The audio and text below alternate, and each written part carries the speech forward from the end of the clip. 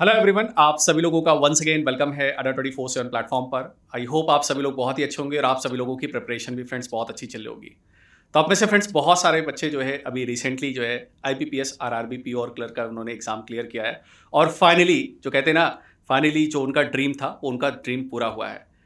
And बहुत सारे aspirants आप में से अभी भी ऐसे हैं जो आईबीपीएस आरआरबी पीओ की अगर मैं बात करूं, आरआरबी क्लर्क, साथ ही साथ IBPS PO clerk, SBI PO SBI clerk, ऐसे बहुत सारे जो बैंकिंग के हमारे एग्जाम्स हैं उन सभी की प्रिपरेशन में लगे होंगे। बट फ्रेंड्स, हम लोगों के दिमाग में कई बार ऐसा जरूर ये हमारे दिमाग में चलता रहता है कि आखिरकार एक बैंक के अंदर की लाइफ कैसे होती है, क्योंकि हम लोग तो जनरली आप लोगों से इंटरेक्ट होते रहते, बताते रहते ऐसा होता है ऐसा होता है।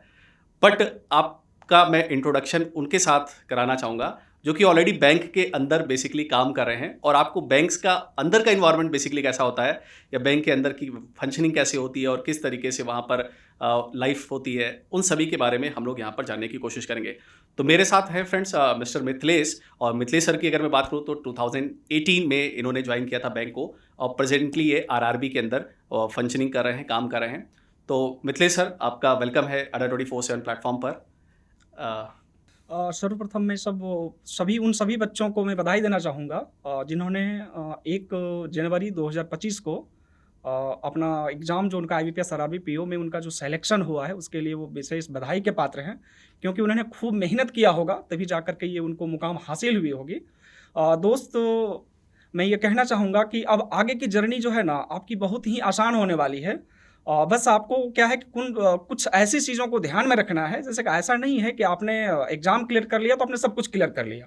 ठीक है, एग्ज़ाम क्लियर करना बहुत ज़रूरी है ताकि आप अपने आप को एक ऐसे जगह पे पदस्थापित करेंगे जहाँ से आप उन सभी लोगों को मदद कर पाएँगे, उन सभी नीडी पीपल्स को मदद कर पाएँगे, उन सभी ज़रूरतमंद लोगों को मदद कर पाएँगे, तो अपने आप में आपको बहुत अच्छा फ़ील होगा।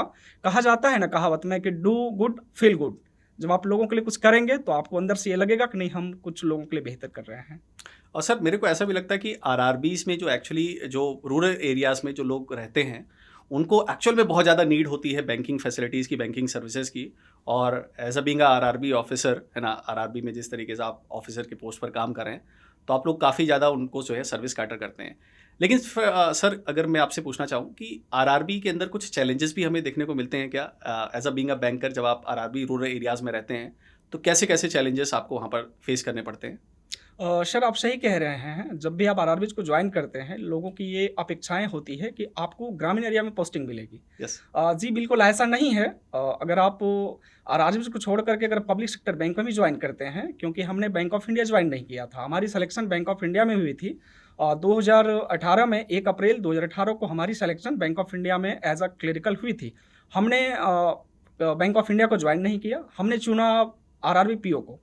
बात आती है salary, perks and allowances, environment की, तो हम रहने वाले बेसिकली गांव से हैं।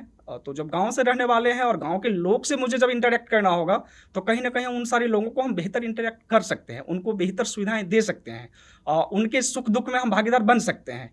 रही बात फाइनेंसिंग की, तो कोई भी ऐसा काम जिससे कि हम उनको अपने यहाँ से जोड़ पाएँ, चाहे उनको उनकी बचत खाता खोलना हो, चाहे पीएमएसबीवाई करनी हो, जेबीवाई करनी हो, एपीवाई करनी हो, कोई भी ऐसी भारत सरकार के द्वारा जो भी योजनाएं समय समय पर चलाई जाती है, उनसे उनको लाभान्वित करना हो, तो उस समय आपको ये महसूस होगा कि ज़रूरी ये नहीं है कि आपको अगर मेट्रो सिटी मिलेगी, सेमी अर्बन मिलेगी।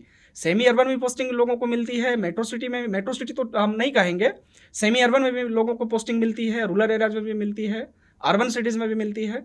बस प्रायोरिटी चेंज हो जाता है। अगर आप रूरल एरिया में होते हैं तो वहाँ के जो ग्रामीण एरिया में जो भी लोग रह रहे होते हैं, उनकी जो भी ज़रूरतें होती है आप वहाँ उनको कैटर करते हैं, उनको आप अपनी सुविधाओं को उन तक पहुँचाते हैं। लेकिन जैसे ही बात सेमी अर्बन की आती है, चीज़ें थोड़ी सी चेंज हो जाती है, क्योंकि यहाँ पे आपको वेल एजुकेटेड लोग ज़्यादा मिलते हैं, आपसे ज़्यादा वेल एजुकेटेड भी होते हैं। समय समय पे जो आरबीआई के द्वारा दिशा निर्देश जारी होती है उनसे वो सारे लोग अवगत होते हैं, तो वहाँ उन्हें नियम के बारे में बताने की ज़रूरत नहीं होती है। तो मेरे को लगता है कि सर जो आरआरबीज में चैलेंजेस हैं, बट अगर हम कहते हैं ना अपने ऊपर भरोसा रखें और बेहतरीन तरीके से अगर काम करें तो आरआरबीज में भी जनरली हम उन चैलेंजेस को फेस करके काफ़ी अच्छा काम करते हैं, जैसे आप लोग सर कर ही रहे हैं ऑलरेडी। बिल्कुल सर, रही बात चैलेंजेस की, तो कोई भी ऐसी जॉब आज के समय में नहीं है जहाँ चैलेंजेस नहीं है। Absolutely. चैलेंजेस को क्या है कि ओवरकम करने के लिए लोगों को आना चाहिए। अब हमारे पास जो भी कस्टमर्स चल करके आ रहे होते हैं, तो हमें अपने चेयर पे बैठ करके सोचने की ज़रूरत नहीं होती है। हमें सोचने की ज़रूरत है कि अगर हम उस और होते, अगर हम कस्टमर वाली चेयर पे बैठे हुए होते, तो अगले आदमी से हम क्या उम्मीद कर रहे होते? अगर हम वहाँ बैठ करके उन सारी चीज़ों को अगर वहाँ से सोचेंगे, तो फिर चैलेंजेस नहीं है सर। तो मतलब as a being a RRB officer हमें जो है वहाँ पर केवल और केवल जो है कस्टमर के साथ उसको एज अ कस्टमर की तरह नहीं, हमें ये भी सोचना है कि वो बेसिकली क्या थॉट प्रोसेस के साथ आ रहा है, तो हम बेटर जो है वहाँ पर जो उनको सर्विस दे पाएंगे। बिल्कुल सर। आज बहुत सारी चीज़ें सर रेडीमेड हो गई हैं। एब्सोल्युटली। और रेडीमेड चीज़ों को सर अब हम मार्केटिंग के ये में कहें तो मैं हर प्रोडक्ट को सेल करना होता है। कोई भी प्रोडक्ट होती है सर, तो वो आप आरआरबीज में हो, पब्लिक सेक्टर बैंक में हो, तो कोई और भी अदर बैंक में हो, प्राइवेट बैंक में हो, कहीं भी आप रहेंगे, तो आपको थोड़ा बहुत तो चैलेंजेस आएंगे ही आएंगे, लेकिन आपको प्रोफेशनल लाइफ, पर्सनल लाइफ को मैनेज करते हुए, उन सारे चैलेंजेस को ओवरकम करते हुए, सर आप ऑफिसर्स हैं, तो आपको ऑफिसर्स के जैसा सोचना भी होगा। एब्सोल्युटली। तो सर आरआरबी में सिलेक्शन के बाद क्या बच्चों को उसके बाद भी पढ़ाई करनी पड़ती? मतलब आपका जब बैंक में सिलेक्शन हुआ तो आपने उस समय सोचा था कि यार बैंक में जाने के बाद भी पढ़ाई करनी पड़ती है, बिल्कुल या सर। फिर? आज का समय जो है सर, वो कहीं न कहीं नॉलेज बेस्ड हो गया है सर। अगर आपके पास नॉलेज नहीं है, तो फिर आगे आप मूव नहीं कर पाएँगे, ठीक है? जॉब हो गई, अच्छी सैलरी मिलेगी, अच्छी पर्क्स मिलेगी, अलाउंसेस मिलेगी, अगल-बगल के लोग कहीं न कहीं आपको जानेंगे। बात आती है सर नॉलेज की, तो उसके लिए आपको पढ़ना पड़ेगा। बैंक में सबसे पहले आने के बाद सर एक जेआईबी और सीआईबी की एग्ज़ाम भी होती है, junior associate Indian institute of bankers, और एक certified associate Indian institute of bankers की होती है। सबसे पहले आपको अगर लगता है कि नहीं कुछ बैंकिंग के बारे में जानना हो और बैंकिंग का नॉलेज अगर जानना हो, तो फिर आप जैब कर सकते हैं। जैब के साथ आपकी होगी क्या कि एक नॉलेज तो एनहेंस होगी ही होगी, उसके साथ-साथ आपको एक एक्स्ट्रा बेनिफिट भी मिलेगी, वो इंक्रीमेंट के रूप में मिलेगी। 1 साल का क्या है, प्रमोशन में उसमें बेनिफिट मिलती है, एग्जम्पशन मिलती है, छूट मिलती है 1 साल की। ओके। और सर जीआईबी सीआईबी तो रहेगा ही प्रमोशनल एग्जामिनेशन में, लेकिन ये मेरे को बताइए, जब आप ड्यूरिंग द प्रिपरेशन, जब आप अपनी जर्नी में प्रिपरेशन कर रहे थे 2018 से पहले, although the scenario change, but वो कहते हैं ना जो चैलेंजेस एक एस्पिरेंट के लाइफ में रहता है वो किसी भी पर्टिकुलर एग्जाम में हो ऑलमोस्ट सिमिलर टाइप का रहता है। तो उस समय कौन सी चीज़ थी ऐसी जो आपको मोटिवेट करती थी कि आप नहीं लगे रहे कि यार सिलेक्शन लेना है, और फाइनली आपने 2018 में सिलेक्शन लिया था और आज सर आप एज अ बैंकर की तरह काम भी कर रहे हैं? सर मैं एक बहुत ही सुंदर वाक़या आपके साथ शेयर करना चाहूँगा। जी सर। सर हमारे गाँव में ही बैंक ऑफ इंडिया का एक ब्रांच है। हमारे दादाजी पेंशनर थे, दादाजी के गुज़र जाने के बाद हमारी दादी पेंशनर थी। तो दादी जब भी अपनी पेंशन का पैसा विथड्रॉ करने के लिए ब्रांच जाती थी, तो दादी मुझे ले जाती थी। जब दादी मुझे ले जाती थी, तो काउंटर के उस ओर जब देखते थे, साहब बैठे हुए होते थे, डील कर रहे होते थे, कैश दे रहे होते थे, और पंखा लगा हुआ होता है, एसी तो उस ज़माने में नहीं थी, और रूरल एरिया था, तो फिर वहाँ एसी के लेकिन लगता था कि नहीं, वो देखो बहुत अच्छी जॉब है। दादी कहती थी कि बेटा करना है जॉब तो फिर बैंक में करना। पापा भी कहते थे बेटा जॉब अगर करना है, देखो अपने ही गाँव में देखो साहब आते हैं, जाते हैं, 10 बजे आते हैं, 6 बजे काम करके निकल जाते हैं, समय से ड्यूटी आते हैं, नीट एंड क्लीन रहते हैं, पर्सनैलिटी बहुत अच्छी है। तो उन सारी कहीं देखिए सर, कुछ ऐसी चीज़ें होती हैं जो मुझे लाइफ में बहुत कुछ मोटिवेट करती है, तो मेरी मोटिवेशन वहीं से मिली थी। अब रही बात सर कि बैंक में आने के बाद प्रिपरेशन चालू रखना चाहिए, प्रिपरेशन जारी रहनी चाहिए। सर बैंक में क्या होता है, प्रत्येक सप्ताह, प्रत्येक मंथ, आए दिन आरबीआई का जो भी दिशा निर्देश होती है आता रहता है सर, उसे सर्कुलर बोला जाता है। जैसे वृत्त पत्र, आप वृत्त पत्र भी कह सकते हैं हिंदी में सर। उस सर्कुलर को जब तक आप जानेंगे नहीं, बैंक की क्या गाइडलाइंस है, बैंक की क्या नीड है, कैसे कंप्लायंस होती है चीज़ों का, जब तक आप अनुपालन नहीं जानेंगे, और वो कहाँ से जानेंगे, जब सर्कुलर को पढ़ेंगे सर। और ठीक है सर, कुछ ऐसी बैंकिंग की जो भाषा होती है, बैंकिंग का जो लॉ होता है, वो जानने के लिए सर आपको जैब करना पड़ेगा। ठीक है, आप जैब नहीं भी करेंगे, आपको पढ़ाई करनी पड़ेगी। जैब के साथ आपको पहले भी हमने बताया सर कि एक पक्ष मिल जाती है, एक इंक्रीमेंट मिल जाती है, 1 साल पहले आपकी प्रमोशन हो जाएगी। आप जब जैब क्लियर करते हैं तो फिर सीआईबी के लिए आप एलिजिबल हो जाते हैं। अगर सीआईबी आपकी निकल जाती है तो 2 उसमें इंक्रीमेंट मिलती है सर, 1 साल की प्रमोशन में एग्जम्पशन लोगों को वहाँ भी मिलती है। तो जैब के लिए सर अभी बेहतर अड्डा 247 तो है ही, वहाँ से लोग अपने आप को जो भी नॉलेज है ग्रैब कर सकते हैं। हमने तो सर अपना प्रिपरेशन जैब के लिए अड्डा 247 से ही किया था, और इस बार हमारी सीआईबी क्लियर हुई है सर। सीआईबी के लिए भी हमने अड्डा 247 को हमने प्रीफर किया है सर। वहाँ जो भी मेंटोर हैं काफ़ी बढ़िया है, और उनके द्वारा इतनी मोटिवेशन मिलती है पढ़ने के लिए, क्योंकि सर 10 से 6 बजे की जॉब होती है सर, काफ़ी हेक्टिक रहता है, कस्टमर्स आते हैं जाते हैं, बहुत सारे लोगों को डील करना होता है, और रीजनल ऑफिस की भी कुछ ऐसी क्यूरीज होती हैं, उसे कंप्लाइंस करना पड़ता है, समय से कंप्लाइंस करना पड़ता है, अपनी पर्सनल लाइफ, प्रोफेशनल लाइफ को मैनेज करते हुए।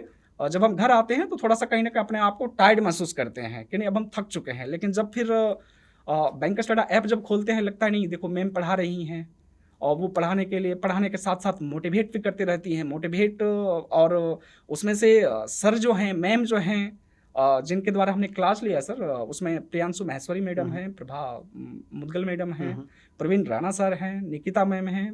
काफ़ी ज़बरदस्त तरीके से सर उनके द्वारा प्रिपरेशन कराया जाता है। लास्ट के दिनों में सर जब एक सप्ताह बचती है, उनके द्वारा महा मैराथन करके कुछ चलाया जाता है सर। आप बिलीव नहीं करेंगे, लगातार 7 घंटे की क्लास होती है सर। लगातार 7 घंटा बोलना, लगातार 7 घंटा फेस करना, यूट्यूब पे लाइव चल रहा होता है, लोगों का क्यूरीज भी जाता रहता है। तो सर आपने जैसे बताया कि तो देखिए फ्रेंड्स, आप एस्पिरेंट्स, आप तो अभी प्रिपरेशन फेज में हैं, आप लोग तो अभी तैयारी कर रहे हैं इस पर्टिकुलर बैंक में आने के लिए, लेकिन आप देख रहे हैं सर को कि सर बैंक में होने के बाद भी कितनी मेहनत कर रहे हैं और लगातार पढ़ रहे हैं। तो मेरे को नहीं लगता कि इससे ज़्यादा इंस्पिरेशन की आपको कोई रिक्वायरमेंट होगी कि जिस तरीके से सर ऑलरेडी बैंक में होने के बाद भी इतनी मेहनत कर रहे हैं कि नहीं यार आगे कुछ करना है। तो आप में से वो यंग एस्पिरेंट जो फिलहाल अभी प्रिपरेशन कर रहे हैं, तो आपके लिए एक बेहतरीन तरीके से सर की तरफ से हम लोग कुछ इंपॉर्टेंट पॉइंट्स लेते हैं, कुछ इंसाइट्स लेते हैं कि सर आपके लिए बेसिकली जो यंग एस्पिरेंट्स है, जो आपने बताया वो बिल्कुल उससे बहुत मोटिवेटेड है, बट फिर भी कुछ ऐसे पॉइंट्स जो आप कहना चाहेंगे हमारे जो यंग एस्पिरेंट्स है जो प्रिपरेशन कर रहे हैं, कि वो क्या करें कि सो दैट कि वो मोटिवेटेड पूरी तरीके से फील करें और जो उनका गोल है फाइनली बैंकर बनने का, जैसे आपने वो कर दिखाया, तो वो बनने का वो कैसे वो सपना पूरा करें। सर जब हम प्रिपरेशन कर रहे थे, 2015 और 16 की बात है, पटना में सर उस समय बैंक स्टडी का जो नाम था सर, वो कैरियर पावर था। यस, 2015-16 की बात है सर।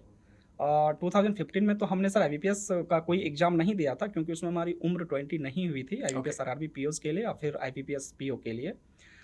उस बार सर ऐसा हुआ था कि मैक्सिमम क्वेश्चन सर, इसकी कैरियर पावर की एक मैगजीन छपती थी सर। मैक्सिमम क्वेश्चंस जीए के सर, जी, जनरल अभी भी अवेयरनेस वो की, कैप्सूल हम लोग बुलाते हैं। हो गए जी, सर। जी, जी। उस समय मैक्सिमम क्वेश्चन सर वो जनरल अवेयरनेस से आ गई थी। अब आ गई थी तो फिर चीज़ें अब दोस्त के थ्रू एक कान से दूसरे कान, दूसरे कान से तीसरे कान, तो जाना ही है। हाँ। नॉलेज इन्फॉर्मेशन पास आउट हुई, Absolutely. सारे लोग सर बैंक स्टडी की तरफ मूव किए कि आखिर बैंक स्टडी है क्या, तो हम भी मूव किए।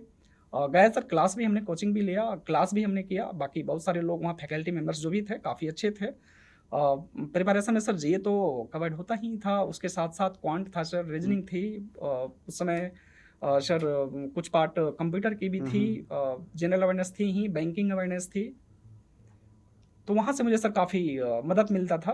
बाकी ज़रूरी ये नहीं है कि एक ही जगह से सारी चीज़ों को इकट्ठा किया जा सकता है। हमने प्रयास किया कि ठीक है, बैंक स्टडी से जो चीज़ें मुझे मिल जाती है, रेडीमेड मुझे मिल जाती है, मैं वहाँ से कर लेता था। बाकी और कुछ चीज़ें अगर लगता था कि नहीं बाहर से करने की ज़रूरत है, तो बाहर से मैं करता था। और मुझे नहीं लगता है सर कि आज के समय में बैंक स्टडी के पास सर, अब मैं जैब की बात कर रहा हूँ, CIB की बात कर रहा हूँ, जितनी मटेरियल उनके पास है, अगर लोग उतना कर जाएं तो फिर और कुछ सोचने की ज़रूरत नहीं है कहीं से सर। तो सर एक फाइनल जो है मैं क्लोजिंग कमेंट आपका लेना चाहूँगा कि आप यंग एस्पिरेंट्स को फाइनली क्या कहना चाहेंगे, किस तरीके से वो अपने आप को मोटिवेट रख के फाइनल सिलेक्शन ले। जिस दिन सर एस्पायरेंट को ये लग जाएगा कि मेरी पढ़ाई नहीं हो पा रही है, हम पढ़ नहीं पा रहे हैं, अपने आप को कहीं ना कहीं फ्रस्ट्रेट फील करेंगे, तो वो उनके लिए बेहतर समय और मौका होता है अपने आप को साबित करने का सर।